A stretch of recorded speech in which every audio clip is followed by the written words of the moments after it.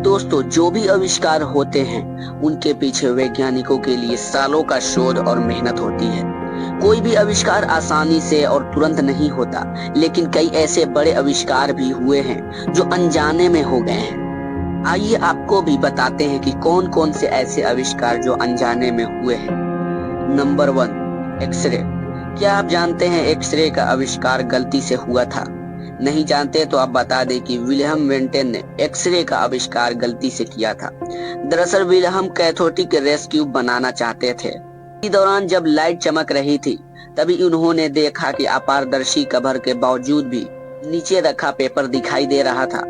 वो हैरत से इसे देखने लगे और इसी प्रकार एक्सरे का आविष्कार हो गया। वैसे एक्सरे के आविष्कार के बारे में पूरी डिटेल्स में हमने पहले ही वीडियो बना ली है, डिस्क्रिप्शन में लिंक है, आप जाकर चाहे तो देख सकते हैं।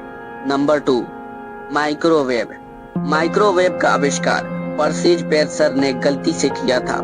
वे नए नए क्यूब के जरिए रेडार से जुड़े रिसर्च कर रहे थे।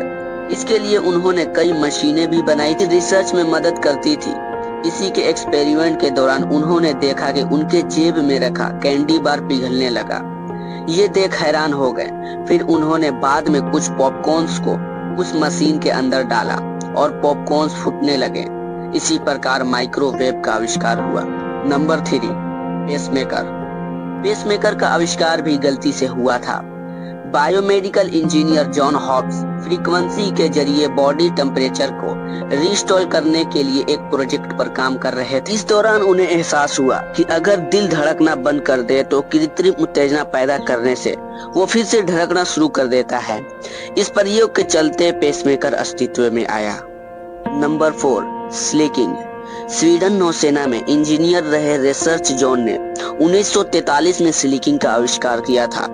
नौसेना युद्ध तोपों पर बिजली की निगरानी करने के लिए यंत्र बना रहे थे जो स्प्रिंग के सहारे काम करता था। इसी दौरान स्प्रिंग जमीन पर गिर गया और बाउंस करने लगा।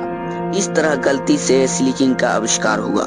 Number 5, penicillin. वैज्ञानिक अलेक्जेंडर फ्लेमिंग घाव को भरने के लिए एक चमत्कारी दवा का आविष्कार करना चाह रहे थे, लेकिन उन्हें सफलता नहीं मिल रही थी। ऐसे में उन्होंने एक्सपेरिमेंट किए हुए चीजों को बाहर फेंक दिया करते थे। कुछ दिन बाद उन्होंने नोटिस किया तो देखा कि वहां के आसपास के बैक्टीरिया समाप्त हो रहे थे। इस तरह से पेनिसिलिन का आविष्कार हुआ। Number 6, Coca Cola. सिर दर्द के इलाज के लिए दवा बनाने के लिए एक फार्मासिस्ट ने कोला नट और कोला के पत्तियों का इस्तेमाल किया। इसके बाद उसने असहयोग दोनों को कार्बोनेटेड वाटर के साथ मिला दिया। बाद में उसने टेस्ट किया तो रिजल्ट कोका कोला के रूप में सामने आया। कोला के कारण इसका नाम कोका कोला हो गया। इस तरह से एक सिर दर्द की दवा मशहूर ड्रिंक में बदल गई और पूरी दुनिया पर छा गई। Number 7, Teflon.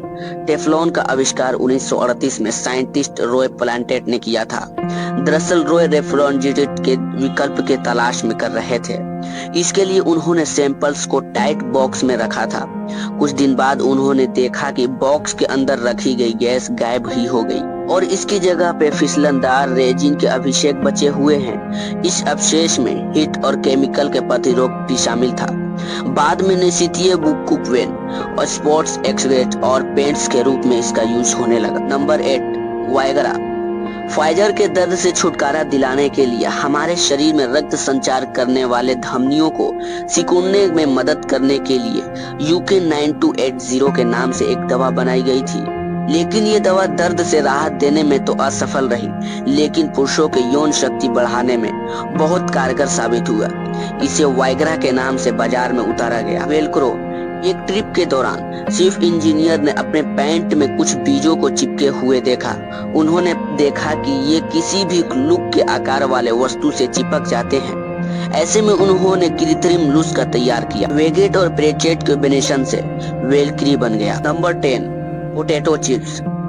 1853 में जॉर्ज क्रम नाम के शख्स ने अपने कस्टमर के लिए एक फ्रेंच फ्राई कर रहे थे। कस्टमर ने उनसे कहा कि फ्रेंच फ्राई थोड़ी पतली और कुरकुरी होनी चाहिए। जॉर्ज ने ऐसा ही किया। इस तरह से पोटैटो चिप्स बन गई। तो दोस्तों, इसी तरह नॉलेजेबल वीडियो देखने के लिए आप हमारे चैनल को सब्सक्राइब कर लें। अभी तक आप लोगों ने हमारे वीडियो को लाइक नहीं किया तो वीडियो को लाइक करके एक प्यारा सा कमेंट कर दें। मिलते हैं फिर एक नेक्स्ट वीडियो में। जय हिंद।